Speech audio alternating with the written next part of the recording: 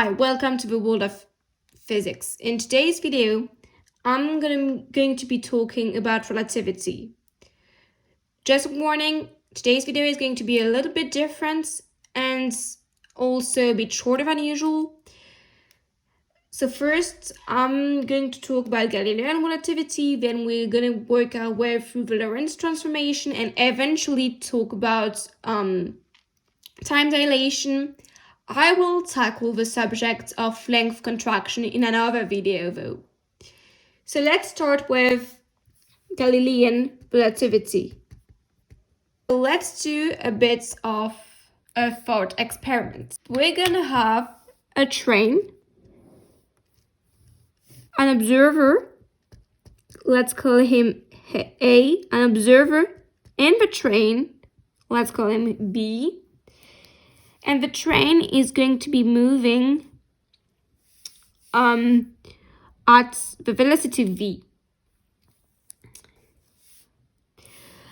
The observer B is going to throw a ball at velocity v prime, and what we're trying to find is the position of the ball relative to observer A after element of t time. So the simplest way to find the answer to this problem is to assign each of our observer its own set of coordinates. And so let's call them x and t for observer A and x prime and t prime for observer B. What Galileo showed is that time is absolute. So for him, t was actually equal to t prime. And so x was equal to the velocity of the train according to A's perspective plus the velocity of the ball, which is x prime t prime.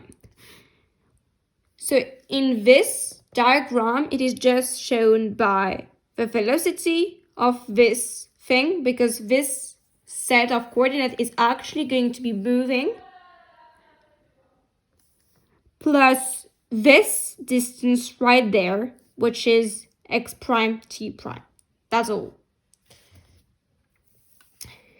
And then let's work our way through where it was wrong and actually explore the Lorentz transformation.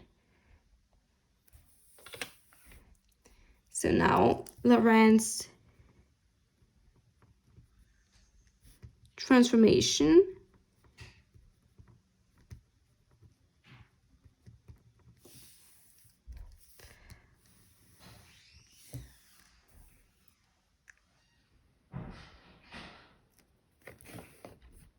Okay, so let's do another thought experiment. We're gonna have one rocket. And why am I choosing a rocket instead of a train? Because Galilean relativity is fairly accurate for small velocities, but when we're actually gonna be using velocities that comes to like relative percentage of the speed of light, then we're gonna be using the Lorentz transformation. So let's have a rocket A and another rocket, let's call it B, and another object, let's call it C. So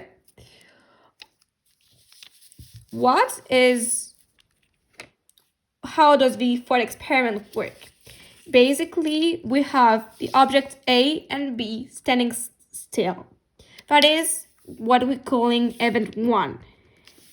Then the object B is going to be moving at a constant pace relative to A's observer, while A is emitting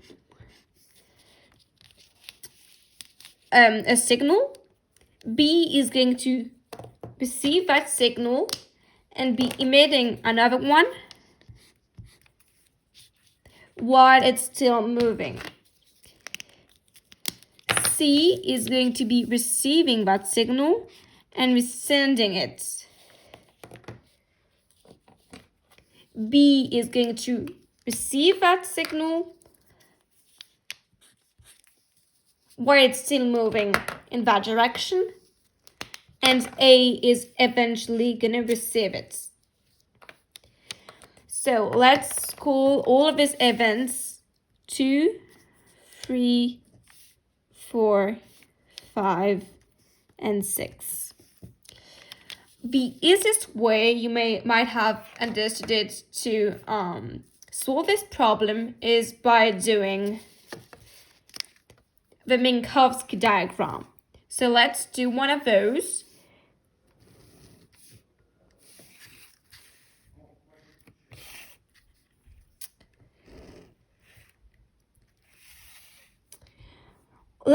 So what is in A's perspective, which we're gonna call X and T.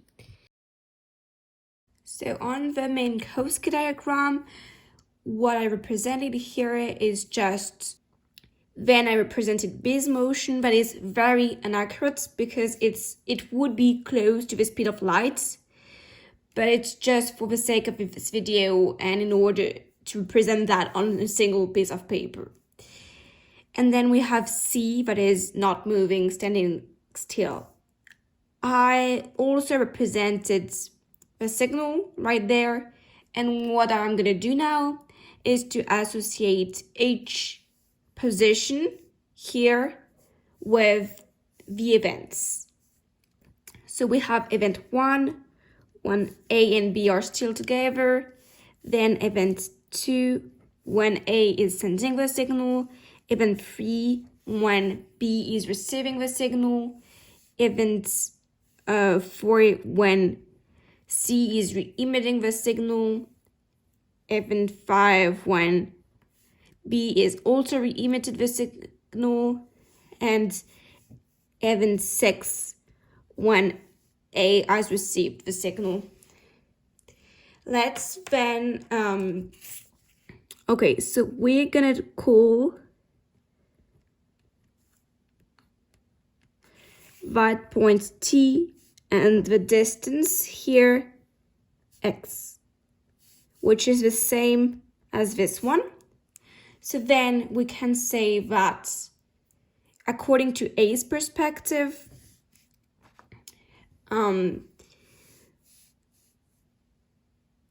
the time the signal was sent is equal to T minus X, and the signal the time was received is T plus X. According to B's perspective, the time is T prime minus X prime. I just did exactly the same thing with different measure of X and T. This is why we have a prime right there, and then we have T prime plus X prime. So we can say that T prime minus X prime is equal to K times T minus X, and then that T plus X is equal to K T prime plus X prime. So this factor K right there is the factor we're trying to find. Sorry. What we have right there is two equations that we're trying to solve in order to find K, which is the Lorentz factor. The equations are not very hard to solve. I think I'll just send a link below the video in order for you guys to be able to solve them, but I'm not going to do this in this video just because it doesn't have any specific interests for this video. Okay, so that the K right there eventually gives us this factor gamma, and we can rewrite the Lorentz transformation then as T prime is equal to gamma t minus vx, and x prime as gamma x minus vt. Okay, so let's now work with this factor and try to find maybe a little evidence of time dilation right there. So imagine we have first a very low velocity, then this is going to be very close to 0. And so we're going to have 1 minus 0 squared, which is just 1. The square root of 1 is also 1. So we're going to have 0 over 1, which is still 0. So the limit of this fact right there of gamma when d is very close to 0 is also 0. So if this factor is very close to 0, then it's not going to have any impacts on this thing. So we can just simplify that by saying that it's the Lorentz transformation that we have seen right there.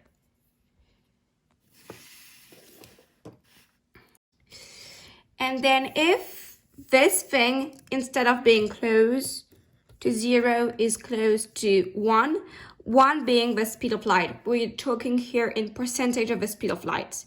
So and this one right here is also in percentage of the speed of light. So it's just like C, basically.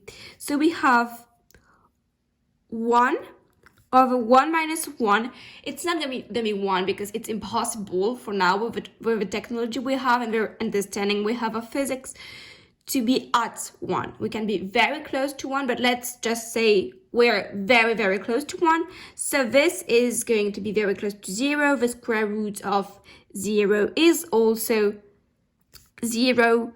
And we have 1 over 0. If it's very, very small, the smallest it gets, the bigger 1 over 0 is going to get. So we can write that limit of gamma when d is very close to 1 is equal infinity. If this factor is going to be very close to infinity, then this is going to be very different from the Galilean relativity that we have. Another big difference from the Galilean relativity. So, okay, what I was going to say is that another big difference between the Lorentz transformation and the Galilean transformation is that we can see some sort of a symmetry between the space and time.